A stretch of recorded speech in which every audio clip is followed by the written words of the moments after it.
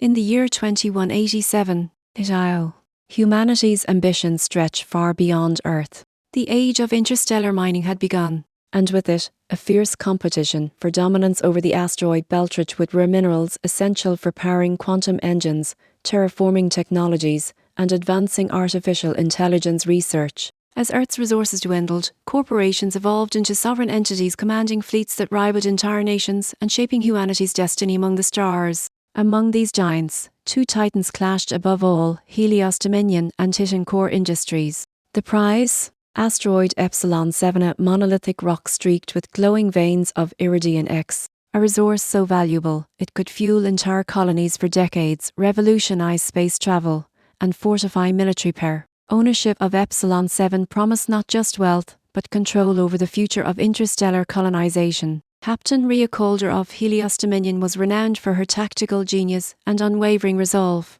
A former officer of Earth's United Space Command, she carried scars from past conflicts but wore them as badges of honor. Her flagship, the Radiant Edge, was a marvel of engineering, sleek, agile, and armed with next-generation plasma cannons and cloaking technology. Calder commanded the unwavering loyalty of her crew, forged through years of victories and close calls. On the other side, Commander Dorian Vance of TitanCore Industries helmed the Iron Vow dreadnought, known across the sector for its brutal strength, a heavily armoured hull, and devastating kinetic weaponry. Vance was a calculating strategist, infamous for turning setbacks into crushing victories. Driven by ruthless ambition, every battle was a step toward TitanCore's domination of space resources. The conflict began with subtle provocations, minor skirmishes near mining outposts, sabotage missions targeting supply routes, and diplomatic manoeuvring within the Interstellar Resource Council. But then, tensions boiled over. TitanCore laid an illegal claim on Epsilon-7,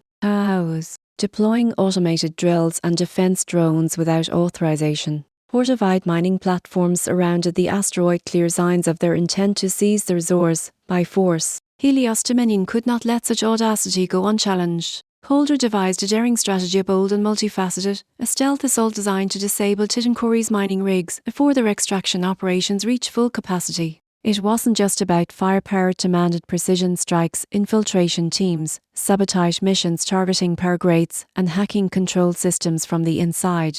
The Radiant Edge approached Epsilon-7, cloaked by the shadows of dense asteroid fields. Xylons filled the void tints and suffocating, broken only by encrypted communications, as Calder's elite strike teams deployed from sleek, stealth shuttles. They moved with surgical precision, crippling infrastructure and planting viral codes to disrupt TitanCore's defenses. But Vance had anticipated this. Hidden deep within an asteroid crevice, the Iron Vow waited.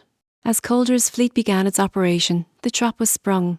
Explosions ripped across space, plasma far shredded through Helios Dominion's outer perimeter ships. The void became chaos incarnate. Despite heavy damage, the Radiant Edge held its course. Calder, ever the strategist, adapted swiftly. She ordered evasive maneuvers, counterattacks that bought her Forth's precious time.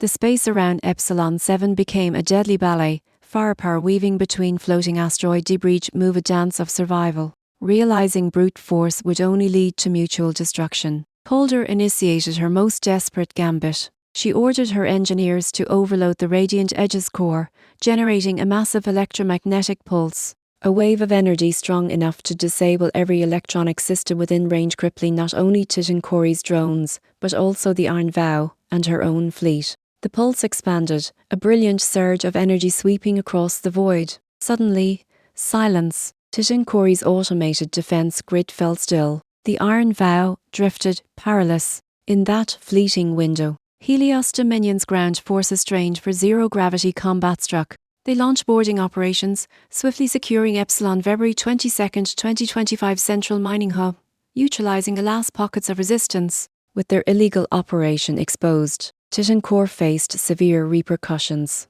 The Interstellar Resource Council intervened, issuing sanctions that crippled TitanCore's influence and stripped them of their mining rights for a decade. Balance of power shifted. Helios Dominion emerged victorious. Captain Calder, though battered and exhausted, had achieved more than a strategic victory. She reaffirmed the importance of ethical exploration and adherence to interstellar law. Epsilon-7 became a symbol of just governance in the stars, a beacon of hope that humanity's reach into the cosmos would be tempered by responsibility and fairness. Yet, the silence of space whispered ominous possibilities. Vance, though defeated, was far from finished. His ambition burned brighter than ever, and the war for control of the stars had only just begun.